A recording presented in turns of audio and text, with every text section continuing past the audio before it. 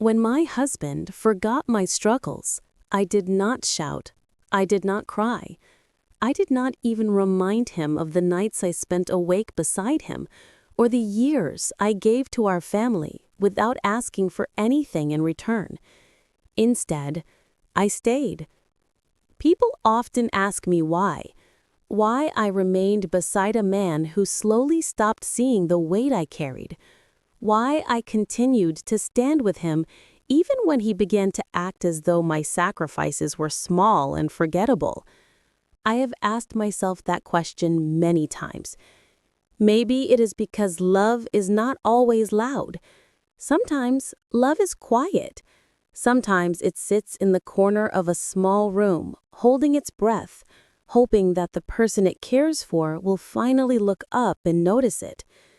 Sometimes it stays, even after the heart is tired, because leaving feels like cutting off a part of your own soul. My story begins on a cold morning. I was standing in the kitchen, holding a cup of warm tea. The window fogged with my breath as I looked outside at the quiet street. I remember how peaceful it looked, even though my heart was anything but peaceful. I could hear my husband in the other room laughing at a message on his phone. A simple sound, but it made something inside me sink a little. Because once, his laughter used to be shared with me. Once, we talked about everything. Once, he looked at me like I mattered. But somewhere along the years, something shifted. Responsibilities grew like heavy stones. Life became busy. My struggles became invisible, even though they were still there. And he, my husband, stopped noticing them. That morning, when he walked into the kitchen with his usual distracted pace, I smiled at him. He smiled back, but it was quick and distant, the kind of smile you give a stranger in a grocery store. And when I told him I was tired, truly tired, he nodded, as if I had told him something unimportant. It was in that small moment, one simple, gentle moment, that I realized he had forgotten the sacrifices I made, forgotten what I had carried for us, forgotten what I had endured, forgotten who I once was. Yet even then, my instinct was not to walk away. My instinct was to hold on, to stay beside him even when I felt unseen. This is the story of why. This is the story of the struggles he forgot, the weight I carried in silence, and the reason I still remained by his side. My husband's name is Imran. We met when we were both young, too young to understand how hard life could become, too hopeful to imagine that love could grow tired. He was gentle back then, with eyes that softened whenever he looked at me. I was quiet, shy, and always afraid to speak too much. But he made me feel as though every word I said mattered. In the early years of our marriage, we lived in a small, rented house. The walls were thin, the paint was peeling, and the kitchen tiles were cracked. But we were happy. We did not need much. On the nights when electricity went out, we would sit near the window talking about the dreams we carried. He wanted to start a small business one day. I wanted a peaceful home filled with laughter. Those dreams kept us warm even when winter winds slipped through the gaps in the windows. When our first child was born, Imran held my hand through the entire night. He wiped my forehead, he whispered that he loved me, he thanked me again and again for bringing our child into the world. I still remember how tightly he held our newborn son, as if he had been waiting for that moment his entire life.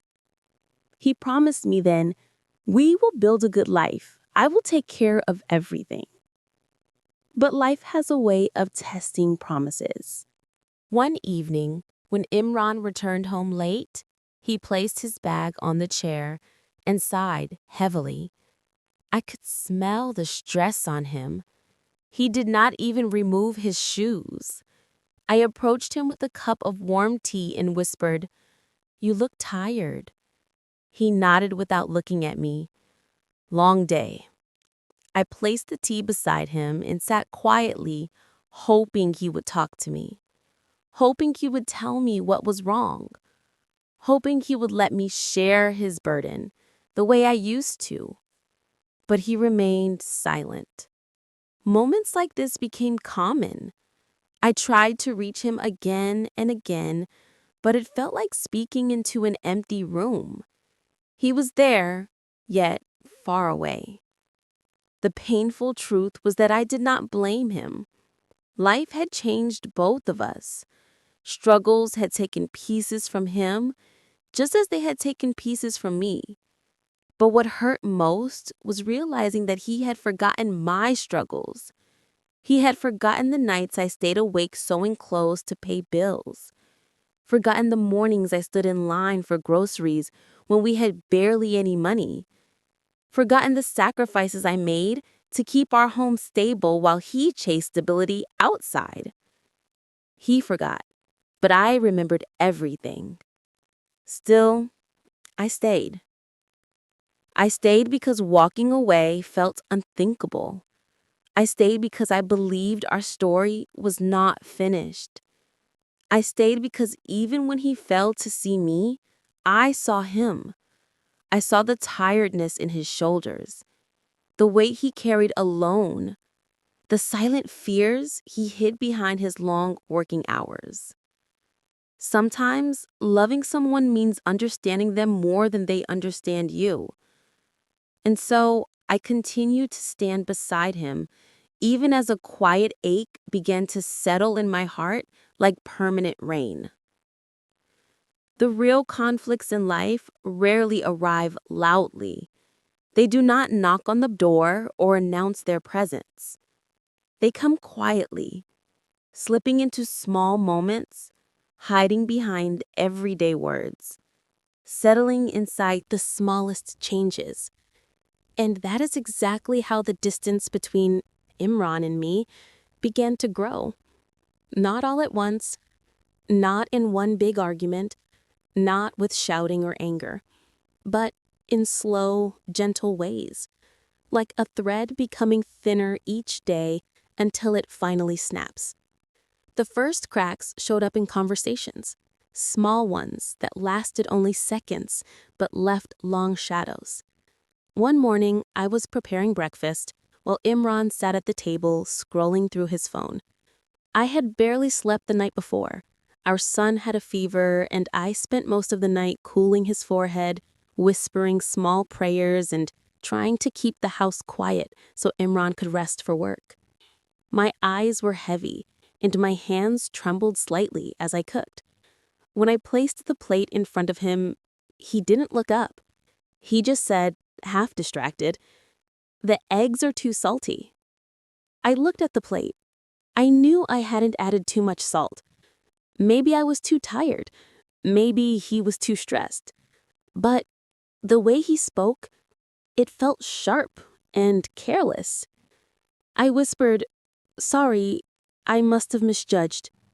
He hummed, still scrolling, not noticing the exhaustion on my face.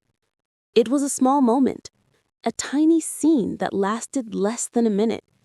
But it stayed with me for hours. Because long ago, he used to notice when I was tired. He used to thank me for every meal, even the ones that were imperfect. But now, he had stopped seeing me. A week later, another moment came. I was carrying a basket of laundry to the backyard. Our son tugged on my shirt, asking for help with his school project. The rice was cooking on the stove, and I was trying to keep everything from burning, breaking, or falling apart. Imran walked past me, holding his pressed shirt. He said, "You forgot to sew this button again." His voice was not angry, but it was disappointed, like he expected more from me. He didn't notice the laundry, or the boiling rice, or our son struggling behind me. He didn't notice that I had too much in my hands and too little support. I took the shirt from him quietly and nodded. "I will fix it." He said, "Thanks," but he had already turned away before the word fully left my mouth. The worst part was that a small piece of me started agreeing with him. Maybe I should have fixed the button earlier. Maybe I should be more organized.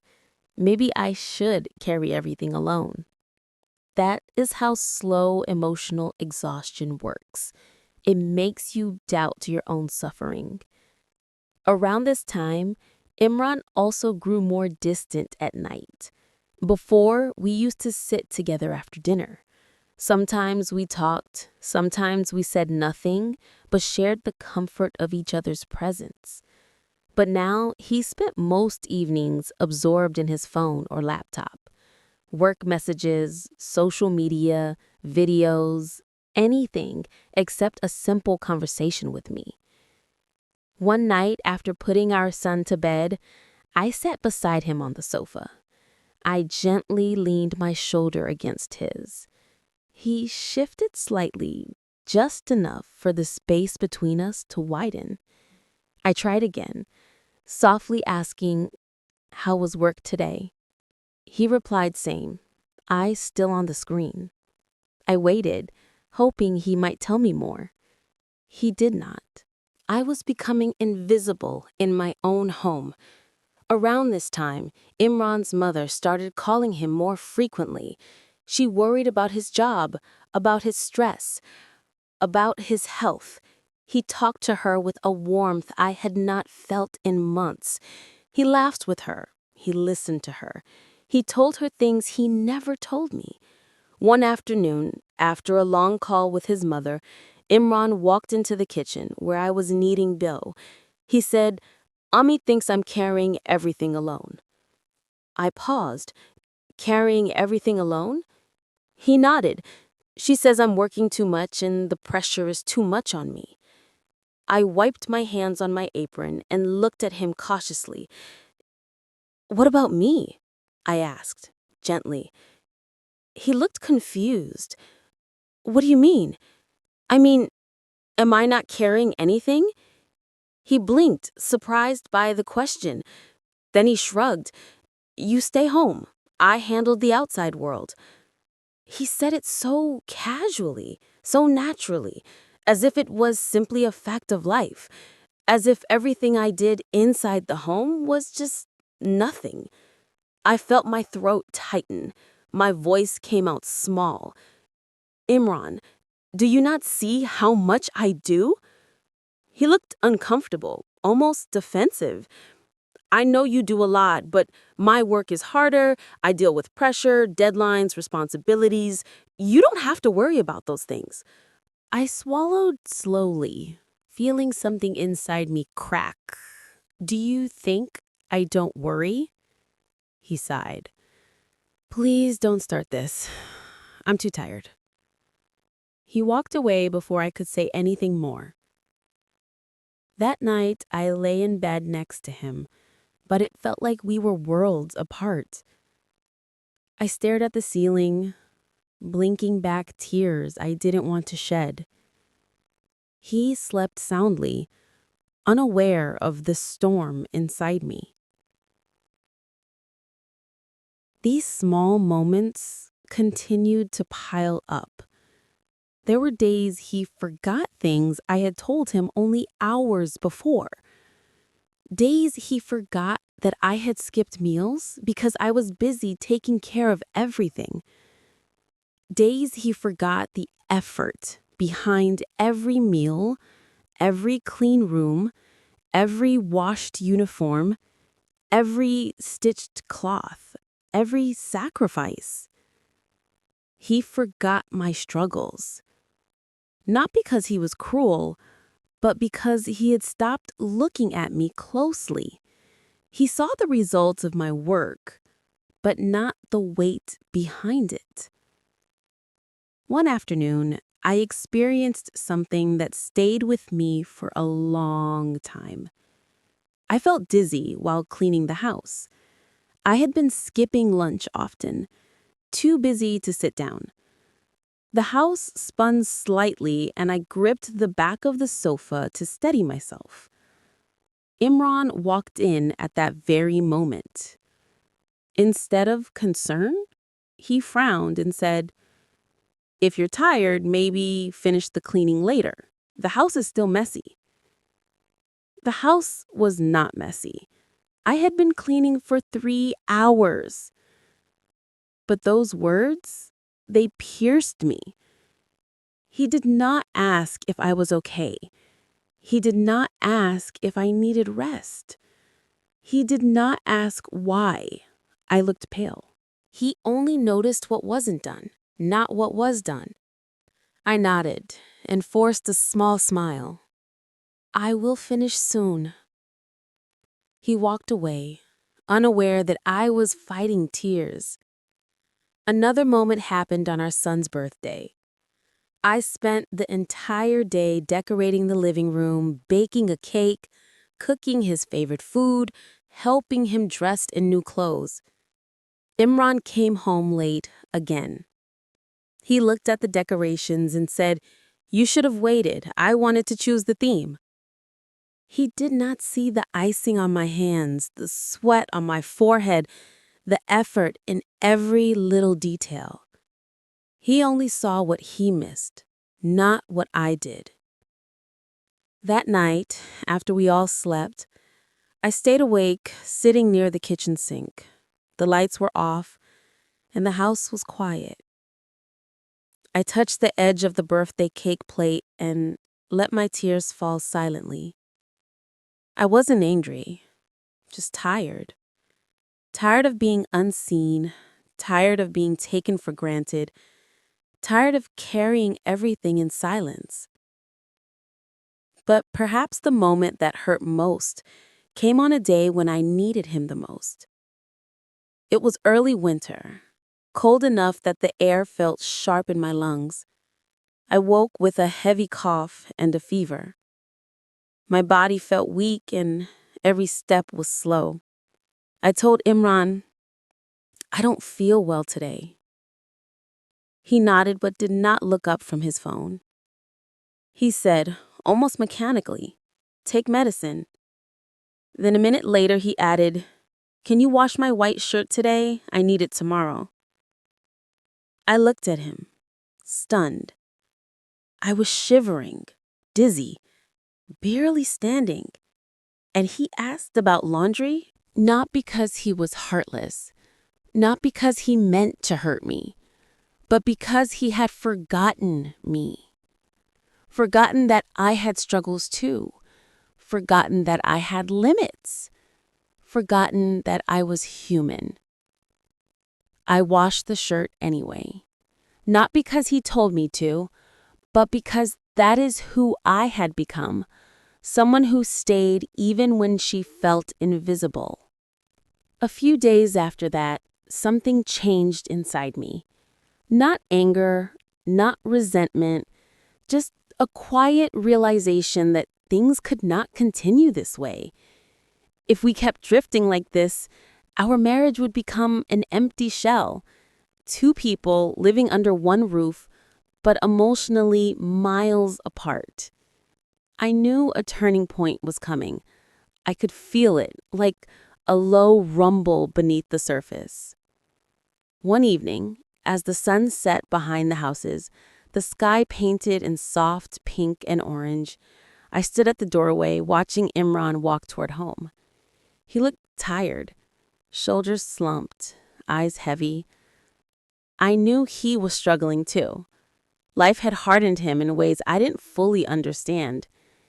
He was not a bad man, just a man overwhelmed by life. But I also knew that if I didn't share my truth soon, if I didn't tell him what was breaking me, if I didn't let him see the weight I carried, I would lose myself completely. And that is where the real turning point begins.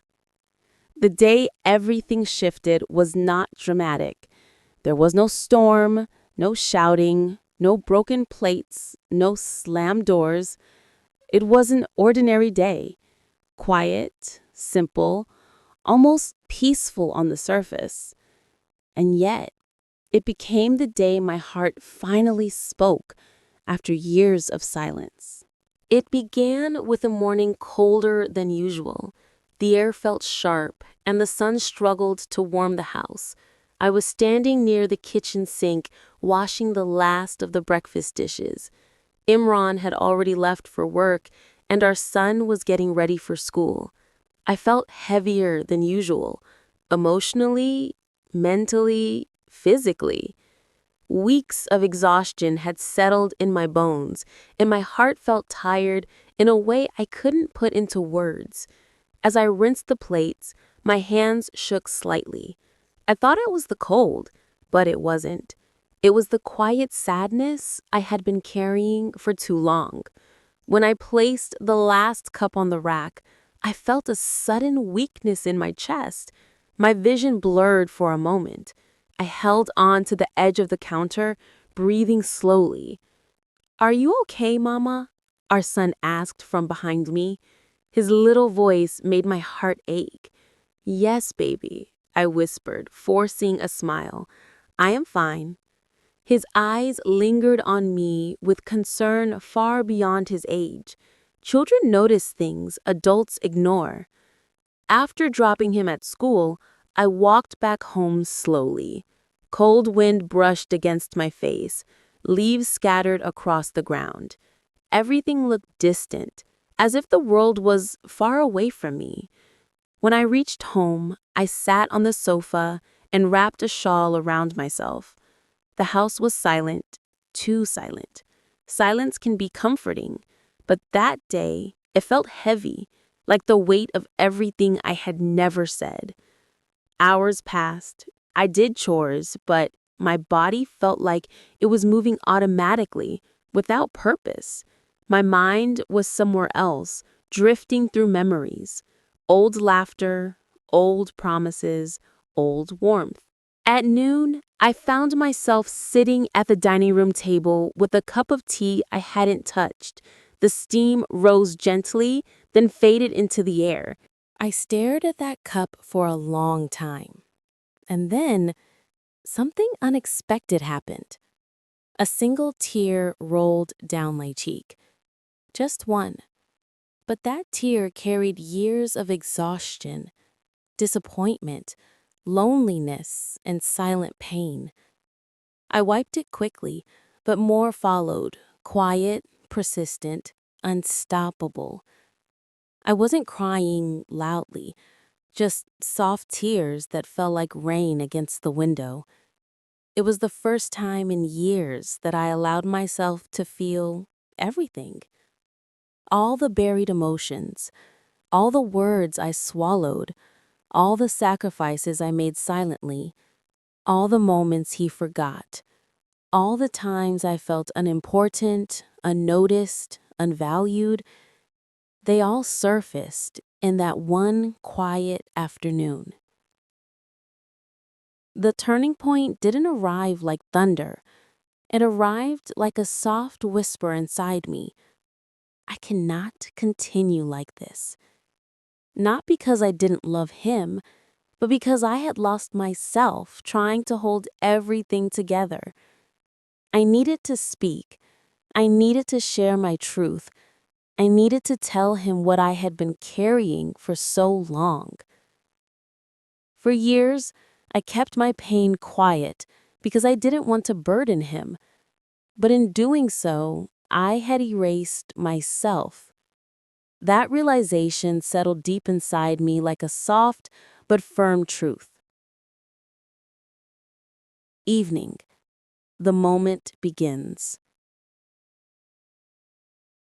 When evening came, I felt strangely calm.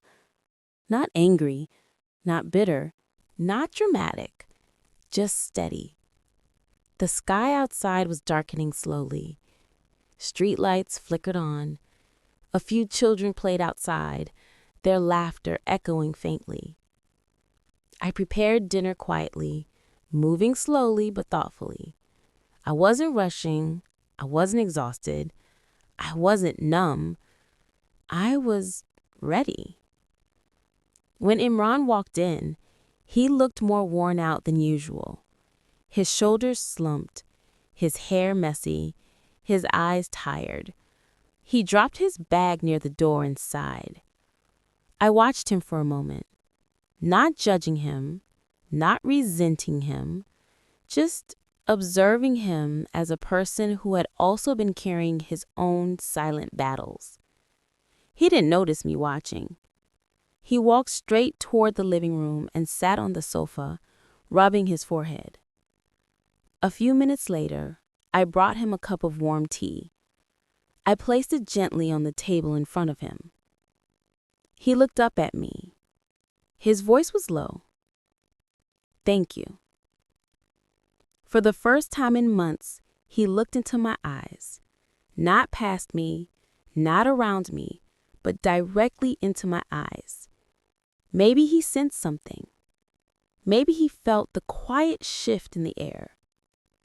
I sat down across from him. There was a peaceful silence between us, a silence that felt like a doorway finally opening. After a moment, I spoke softly.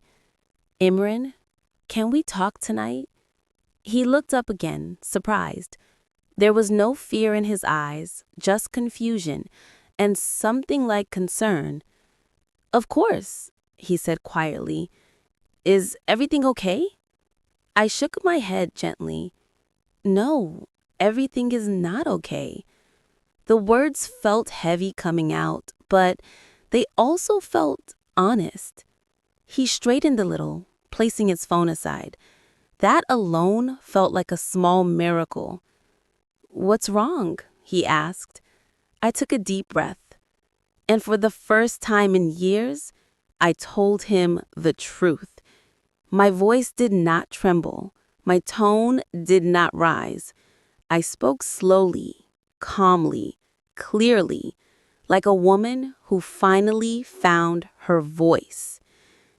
"Imran, I am tired." He found. Tired how? "Tired in my heart," I said softly. "Tired of feeling invisible."